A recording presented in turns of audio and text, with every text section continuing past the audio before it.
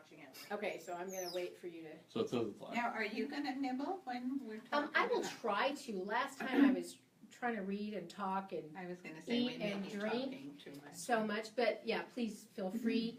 And you have water, so you're in good shape. Are we on, as far as we know? I'm still checking. All right, well, I'm going to start talking. I am Dr. Tina Jesse with Good Sound Audiology. Welcome to our Good Sound Happy Hour. With me today is Liz Booth, who is our special guest of honor. And our wine is a nice Barolo from Italy. We decided since it's Valentine's Day, we should pull into the whole love theme, and really Italy is supposed to be very romantic, although I've never been. Have you? No, I have not. I haven't either. I've been to Europe several times, never made it to Italy. So, if I may, You sure? I will pour some wine for you. I don't know, for our wine connoisseurs out there, you guys should let me know. Is there a bad Barolo? I don't know if there is. If anyone's signed on yet, I would like to know. Barolo is known as the king. What is it? The king of wines, Elena, and The wine of kings. the wine of kings and the king of wines. So welcome and cheers. Let's give this a try. We didn't get to swirl it, but we'll try it anyway. It is nice. Very nice. It is very nice. This is a 2012. I'll move the bottle over for you guys. I'm familiar with Barolo, but probably not as familiar as I am with the wine that we had last month. But I don't think there is a bad Barolo. So this wine apparently has been aged for 5 years, usually in oak. It is definitely an Italian wine. And what else do we need to know about it? I don't know. Like I said, I've never had a bad Barolo. So I'll move this back out front. You feel free to drink and be merry and have more. I will do If that. you would like, because I know you guys are going to dinner, so this is like your little free appetizers. There we go. So Liz, you have hearing loss in both ears. I do. I'm profoundly deaf at this point in both ears. And you have a cochlear implant. I have one cochlear implant and I have one hearing aid. One hearing aid. So your hearing aid's on your left ear. Yes. Your cochlear implant is on the right ear. Correct. And you tell us just a little bit, when were you diagnosed with hearing loss? A long time ago. I was about 7 years old, and I had a hearing test at school, as we all did. Right. And I didn't hear enough beeps. So they called my parents and said we needed to follow up on this. So I was diagnosed with a mild hearing loss when I was about 7. Okay. And at that time, they really did not treat it. Okay. They just said, well, go on.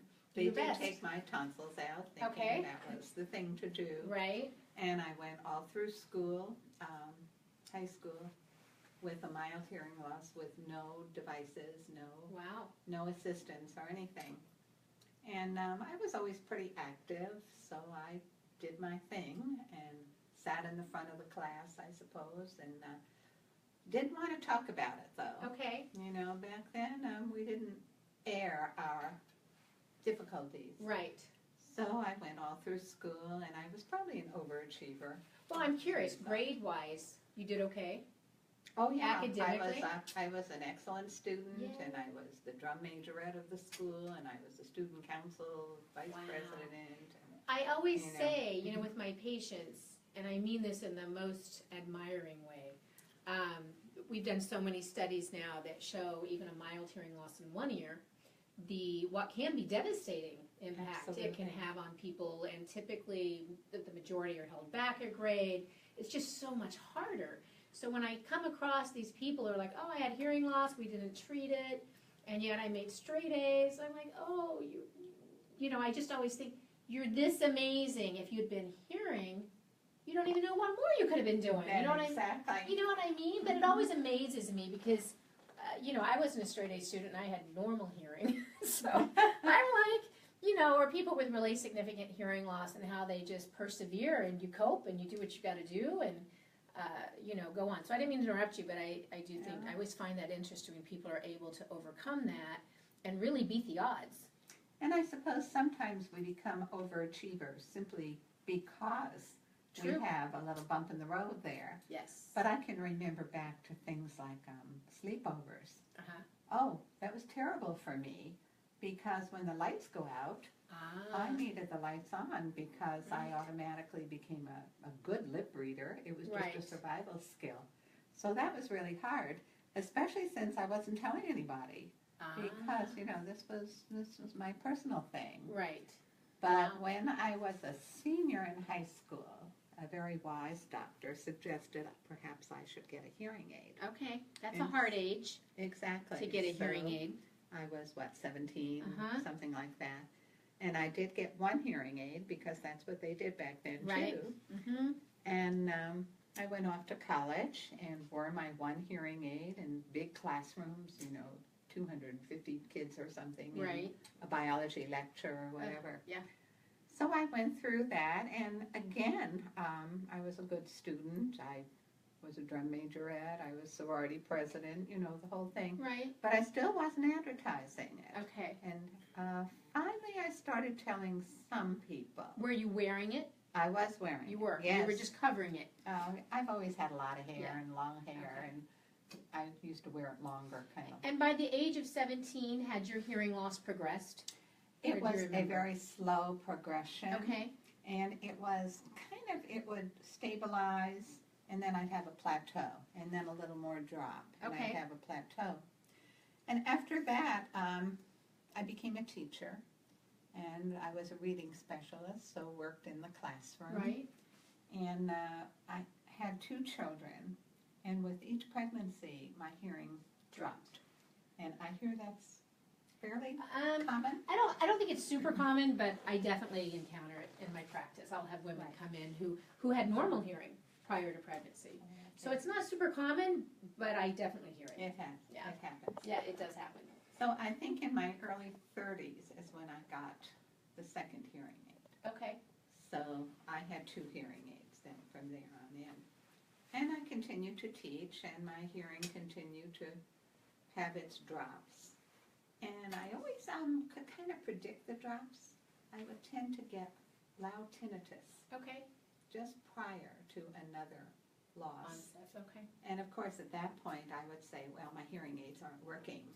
You Yeah. know, and I better put a new battery in, and Okay. there's something wrong with them, and, you know, of course, that was some denial. That was something else. And, So 7, you were diagnosed with mild.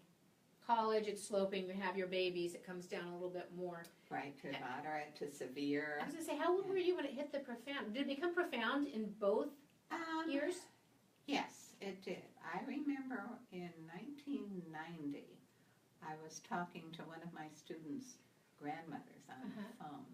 And I often talk to this grandmother. Eddie was a challenging student. Yeah. And all of a sudden I realized I could hear her, but I wasn't understanding her. Okay. And that's with the increased volume in the phone with my hearing aid. So I thought something's going on. So in 1990, it had become profound, and I did not use the telephone for 10 years. Wow. Until 2000. I used a TTY, that's pre-caption phones, Okay, yes. where you had to type. Yes. I depended on my boys or my husband to take messages, to do my phoning. TTY was a lifesaver Right. because it allowed me to speak. Where or was to texting when you communicate. needed it, right? Exactly. Yeah. And there wasn't much email No. or anything like that back then. It was all of And- this. And it was frustrating because it was very slow. It would take me 20 minutes to make a 2-minute phone call. I got hung up on a lot thinking I was a phone solicitor, you know, and there are some funny stories there, but Right. I won't take the time to share it. But anyway, in 2000, finally, I was at Loyola in Chicago, and they said, have you ever considered a cochlear implant? Well, I didn't know much about cochlear implant. It was pretty new back then. This was in 2000? Year 2000, Okay. right. And of course, they were around before that, Yes. but you would mostly get just gross sounds with them, you know, trucks and airplanes and this kind of thing. So I researched it, and I went to an HLAA convention. And can you tell our guests what HLAA stands for? Yes, Hearing Loss Association of America. And they're all over. Exactly. It's been an organization since, I believe, 1979. I've been a member probably since 1981, 82. It's in Bethesda, Maryland. They advocate, support, and educate for people with hearing loss. And we have chapters all over the country. Right. Yeah. So you discovered a chapter in Chicago. Oh, yes, Yes. many years ago. And at that time, it was called SHHH. Yes, shh, I remember Yeah, that. right. Yes. Anyway. So anyway, I went to a convention. I interviewed all the cochlear implant companies. Yes. There are 3. Mm-hmm. And I tried to find people who had an implant so I could talk to them a little bit. Right. But that was very difficult because not too many people had them back Not then. in 2000. No, not I at all. remember when I was in school, 80s, 90s. Sure. I started school when I was 9. When I was in college. No, I'm kidding. I'm kidding. But I remember learning about this surgery, and at that time, it was still a really high-risk procedure. And I really, in good faith, I wasn't practicing yet. I was a student, but I remember thinking I would never recommend this because many of them failed. Mm-hmm. And today, it's truly a miraculous surgery. It's a whole different. It's a whole different procedure. So we'll talk about that a little bit. Right. It's always obviously back then, today, it's a very big decision that you obviously weigh very carefully with your family, your physician, and figure out what's best for you. But so what year did you actually go ahead and decide to do the implant? I was implanted in May of 2001. Okay. So I'm coming up with my 16-year anniversary now. And was it immediately successful for you? Tell us a little bit. So if someone were to come to our website or Facebook and they're like, oh my gosh, someone's talking about a cochlear implant, and maybe they're like you so many years ago trying to find someone who's had this done, and I know it's changed, but still you've experienced this. So what would you share with somebody who's considering this? It gave me my life back. Yeah? It was incredible. Wow. Now, as I said, I've had it 16 years, and I have never gone bilateral. I was going to ask you about that, because now I they do that. still have my hearing aid in the other ear, and my heroes are audiologists, just Oh. like you. Yeah. Because you saved my life, basically, What was the, during that first year of being implanted, because my understanding is that's a tough year. There's a lot of work going on with the programming and turning it on, and it's a big change for someone who's not heard. It's a roller coaster. It is. It's a roller Emotionally, coaster. physically, there's a lot to go through Exactly. And at the time it was recommended, I said, oh, I can hear. with this. Okay. And my ENT, I guess, he was an otolaryngologist back Okay. in Chicago, said, you're not really hearing. I said, oh, I can get by. And when I talked to the different companies, one of them kind of had mentors. And I remember her emailing me, because I was emailing by then to all these Right. people asking a Yes. million questions. And she said, well, if getting by is good enough, so be it. Well, that was a challenge. A person like me there's heard that as a challenge. There's your overachiever. It's So- like, That's when I made my decision to have it. And I was one of the very lucky ones. I never had what sometimes you hear people say, it's kind of like Mickey Mouse, Yes. very robotic. very metallic. And I never had that right from the beginning. I walked out of my activation appointment being able to hear voices. Wow. And heard my husband, heard the salesman in the store that we stopped in on the way home. And I had it done in May so that I had that summer off from teaching. Okay. And by the time I went back to school in September, those kids couldn't get away with a thing. I've got some teachers who might want to talk to you. But it was wow. a different way of hearing. Yes. Different way. Yes. When I came home that day, I turned the water on in the kitchen sink, and I thought, oh, bacon is sizzling. And I looked for the bacon. Well, the way that sound had been for me with my Yes. profound loss was bacon. Right. But so my eyes said, no, that's water. So the next time I turned the water on, I thought, oh, babe. No water. No, that's water. It's And water. that's kind of the learning process Okay. that I had over those next few months. But for you, that was a good decision. It was an excellent decision. So now, for certain, and one thing, there's different criteria to qualify for a cochlear Absolutely. implant. And we're going to talk about other things too. Elena, just keep me abreast on time because I can never tell if we've talked for 2 minutes or 20. Oh, and let me reintroduce in case some of you are just joining us. I'm Dr. Tina Jesse. Welcome to our Good Sound Happy Hour. This is our very special guest, Miss Liz Booth, who's with us today to kind of talk about several things, her history with hearing loss and amplification and cochlear implants, and then really how she's transitioned into a person with hearing loss. Really, she's an advocate and a mentor for, I think, many others who are going through some of the same struggles, some of the same difficulties. And that is reflected, I think, really every day for you, right? Absolutely. Yeah. So anyway, so thank you for joining us. And I lost my train of thought. Where was I going with that? Oh, I know what it was. So if you're considering, let's say you wear hearing aids and your hearing aids aren't working well for you, you're really frustrated. And so you're like, well, I've heard of this cochlear implant, and people come into my office, patients have had, and they're like, am I a candidate? And I always have to be careful before I answer that because the criteria have changed over the years. And I don't work with an otologist, so they don't send out a nice text every time the criteria changes. Right. So I have to say, you know what, let me refer you for a consult, because even if you got the consult 5 years ago, the criteria changes. The implants change. There's a lot of things that are changing. So I will always make that referral to find out if you are a candidate, and some people will opt to go ahead and proceed, even if the doctor says, yes, you're a candidate, and some are like, you know what, it's not for me, I'm going to stick with my hearing aids. But I think information's always a good thing. Absolutely. Yeah. Absolutely. So when you're seeing either your audiologist, you're going to get your hearing evaluated. Even though you may have asked, my point is, if you've asked that question, it may not be a bad idea to ask again as time goes by. Because I know one of the things that has changed over the years, used to they would only implant one ear, period. Now they're doing bilateral implants. So one of my questions to you was, are you a candidate for the second implant? And if you are and you've chosen not to, kind of what's your thinking?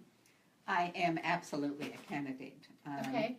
I have profound loss in that ear. Okay. And really, without my implant, I cannot use my unimplanted ear to communicate well.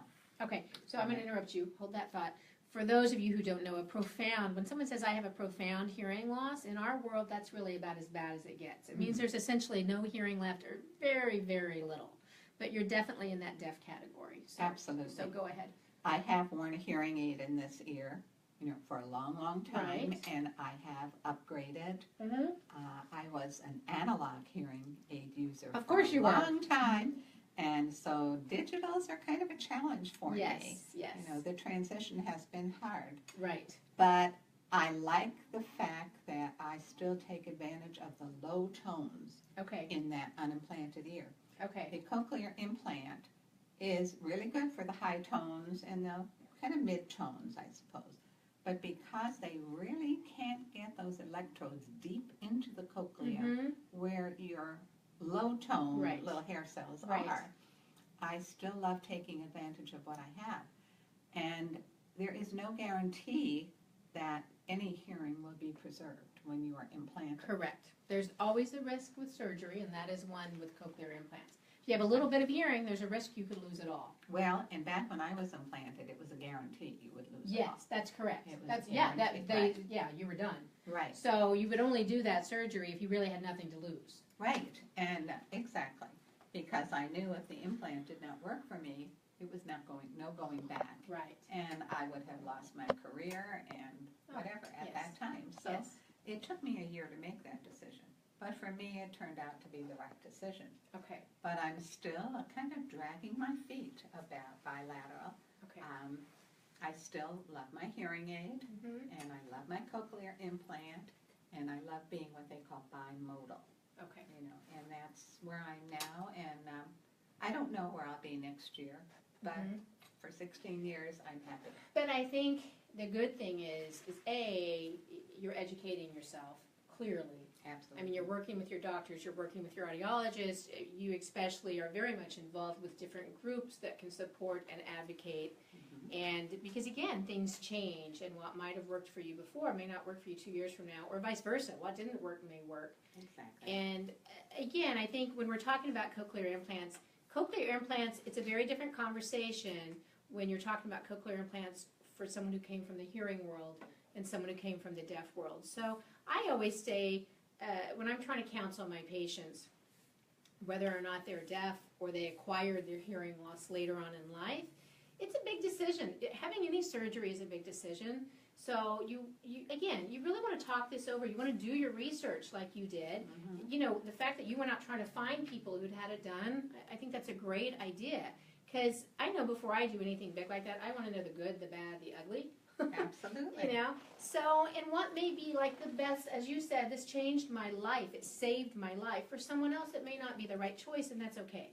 Exactly. That's Absolutely. okay. Yeah. And I always tell the people I mentor, you really need to take some time, look into this, see the good, the bad, and the ugly. Right.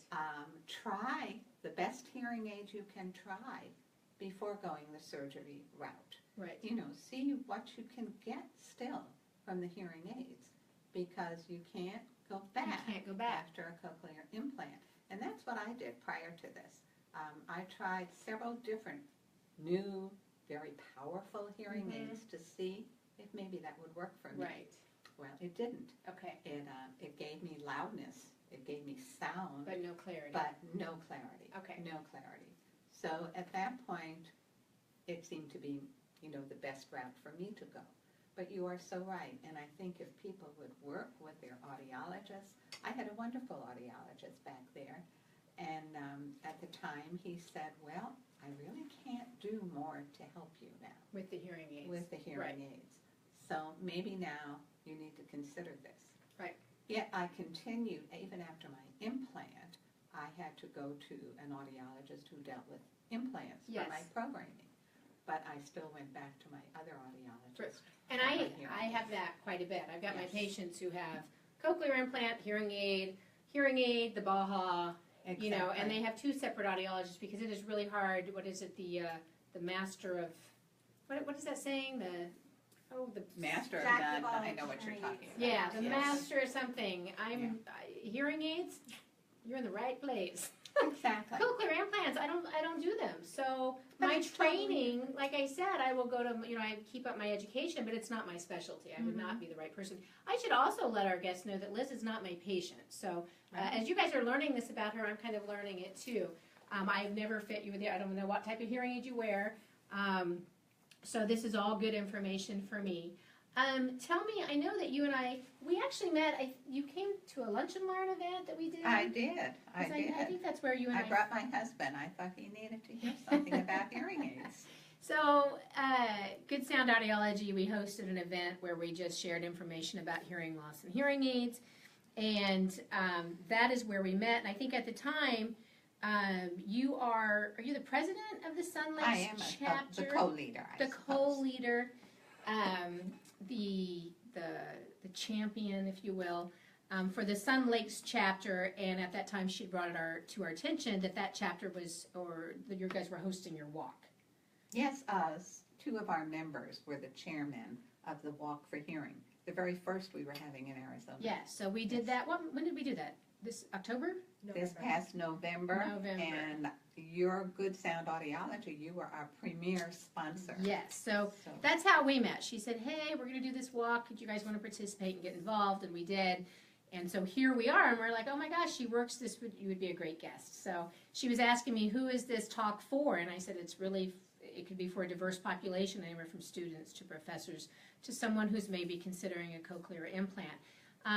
So you really, it's wonderful having you here because you bring a lot to this table as someone who's had hearing loss, who's worn a hearing aid, who can, again, talk about the good, the bad, the ugly, someone who's been implanted, and then she is also a wealth of information for resources for any fellow Arizonan who has hearing loss in this state. There are resources available to people. There are strategies and assistive listening devices. And this group that she belongs to, do you know how many chapters are in Arizona? I think at this point we have I don't know. 4, and it'll be 5 later in the spring. And again, for people who came in late, Liz, what's the name of this organization? That's called the Hearing Loss Association of America. It's known as HLAA. So if you go on your little Google, you can plug that in, and you can find a chapter that's close to you. But again, I think as a provider, what I love about these groups is it allows people who are dealing with, going through life with the same hearing loss issues, to really collaborate and say, look, this worked for me, go here, try this device. You know, it's just a great wealth of information that people can share. Do you want to tell me a little bit about this organization besides what I just said? Oh, sure. Well, what we do here in Arizona, we do meet monthly, actually October through May, and there's one in the West Valley, there's one in Tucson, one in Prescott, and we're working on a working adults chapter in Tempe, trying to get people together who share the same challenge. And we're looking for support, we're looking to learn, so we invite different speakers from various areas. So who would join your chapter? Anybody with hearing loss or anybody with a loved one with hearing loss. We have a lot of couples come, we have friends come, or children of people with hearing loss. Anybody who has an interest or who is impacted by hearing loss. And that means a lot of people. We know there are 48 million people in the United States I now. think that's gone up. Oh, I think it probably it's gone has up. too. Yeah. And, you know, that are impacted. And when you think about it, I just recently had a meeting of a different group. And we had a panel. Mm-hmm. And some of the people on the panel had hearing loss, but we also had a parent and we had a spouse. They're really important in the discussion of hearing loss. They are. In fact, we have, when we decided to do this Good Sound Happy Hour, and we're like, kind of like you, what are we doing it for? Who is it for? Right. And it's amazing to me, like I really don't like to do hearing aid fittings without family members present, because it really just isn't about a hearing aid. And this hearing loss can impact, as we all know, it does impact the family, the people who live with a person with hearing loss. And the coping strategies are very different for the person who experiences the hearing loss, the person who lives with someone with hearing loss. So it's great to have all those people come in. But when we were talking about doing this talk, I'm so blessed. I have really the greatest patients in the world. And I have several couples, married couples who are coming.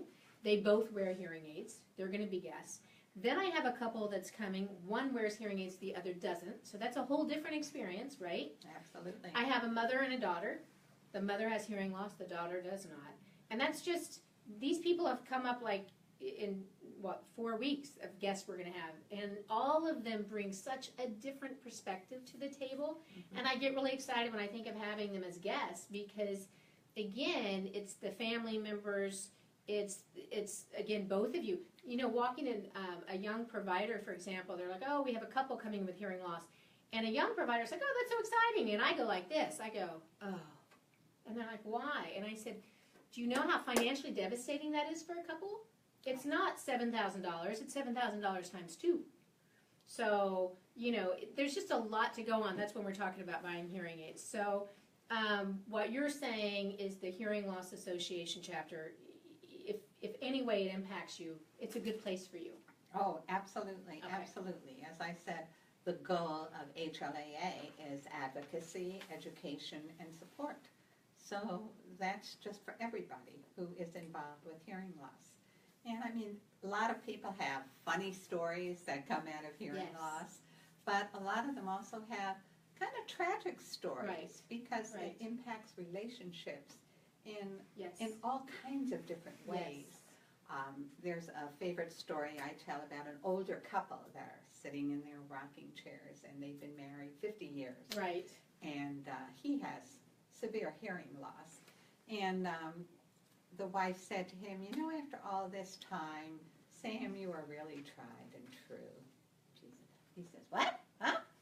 You are really tried and true. You know, I feel that. What? I said you know, I feel you are tried and true. And he turned and looked at her and said, well, I'm tired of you too. But you hear all these different kind of things, and it's painful to listen to because relationships are impacted. There can be frustration, isolation, withdrawal, and, you know, anger. Exactly. Anger. Oh, lots of anger. Lots of anger. Lots of anger. Yeah. And as I mentioned earlier, I think it's really important, and what I've learned over time and I've really tried to do better with, is recognizing where people are in that stage. And again, it's very different. Someone who has acquired hearing loss sees this as a disease. Mhm. Someone who was born with hearing loss has a very different perspective. They're very proud of this. Yes. So I have to know who's in front of me, or I'm going to say the wrong thing, and I have said the wrong thing.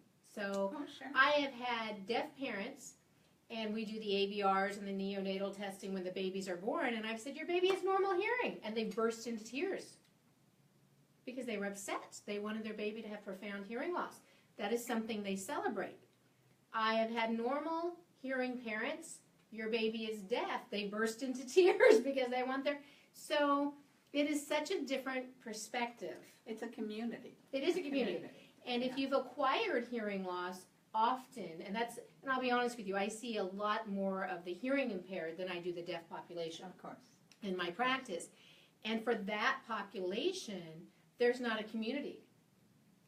There's not a community. They're very isolated. And so their fear is, and they're like, well, I'm going to lose my hearing, and you know what, I'll just learn sign language. And I'll say, well, that's wonderful, but who are you going to talk to? Exactly. Because you're not in that population, which is okay, you can transition, but people, your wife and your children and your colleagues don't just all of a sudden start signing for you. Exactly. It's a process. And I'm sure something you have come across too in your practice. It's very different for somebody like me who has had hearing loss for almost my whole life. Yes. And it's been progressive, so I made adaptations along the Yes. way. But then there are people that come to our meetings, or I meet to mentor, Mm. that suddenly they're 70 years old Yes. and they can't hear. They had And- normal hearing all their Yep. lives. That is very, very difficult. It's devastating. Devastating. And there's a lot, I always say there's a lot of pain. We keep tissue in our office, Sometimes I cry right along with them, so. I'm sure. Yeah. I'm sure. Anyway, so we are quickly running out of time. A few things. Our wine is Barolo. It's a 2012. And it's wonderful. Do you like it? I'm trying not to eat and drink, but I think if I ate a cracker, it'd be even better. But I can't talk and chew. And I do want to point out, we have some wonderful cheese here Yes. that has been Look at that. made into hearts For Valentine's Day. I worked on that all night. No, I didn't. Anyone who knows this practice knows that Elena did this. I did not do this. But anyway, isn't that cute? So the Barolo, which we will also have on our website, I think you can get this at AJ's. If you like wine, you know Barolo, and if you're coming into wine, it's a really good red wine to start with. So wanted to kind of review that. And then I know, again, we're running out of time. So quickly, tell me a little bit about when the Sun Lakes chapter meets. Okay, Sun Lakes chapter meets the second Thursday of the month. Okay, where? At 12:15 in the library, the Robeson Library on Riggs Road in Arizona. Okay, so Sun Lakes, Robeson Library, second Thursday, Thursday. 12:15 in the afternoon. And one thing I'd also like to add, you mentioned resources. Mm-hmm. I am so proud of Arizona. We do a lot for the hearing loss community here. I'm a commissioner on the Arizona Commission for the Deaf and Hard of Hearing. Yes. If anybody needs information on hearing loss, that is a wonderful, wonderful Yes. contact. I'm actually trying to get them on our little show here. Oh, Yeah. yes. We are Wonderful. communicating right now. I'm seeing what I can do to get them on. I was a commissioner years ago. I don't know if you knew that. Oh, Yeah. I did not know that. Yeah, I was a commissioner as well. And then let me just reaffirm for some of our newer patients, do you have to have hearing aids to come to these meetings? Oh, absolutely not. Okay. No, we have people come and say, I have a husband or I have a mother or whatever, and I can't get them here, but I need some help. Good. And so they come to. My gosh, I can send 100,000 people to you. And we would welcome them. Yes, okay, good, wonderful. Elena, we are done. We're out of time. I told you it goes so fast. All right, well, again, thank you to our guest, Liz Booth. It did go really fast because we could have kept going. We can go for We hours. really could, so we might have to have you back because, again, we could talk several things I had to just, because we wouldn't have got through. But anyway, thank you all for joining us. Again, I'm Dr. Jessie with Good Sound Audiology.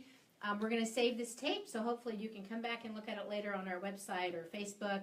And again, to our wonderful guest, again, join the Hearing Loss Association of America. You can Google that. And again, she's with the Sun Lakes chapter. You guys, great resources for anyone with hearing loss or who's just being impacted by hearing loss. Again, you can have normal hearing and have a spouse or a family member who's struggling. This is a great place to go, and very, very friendly people.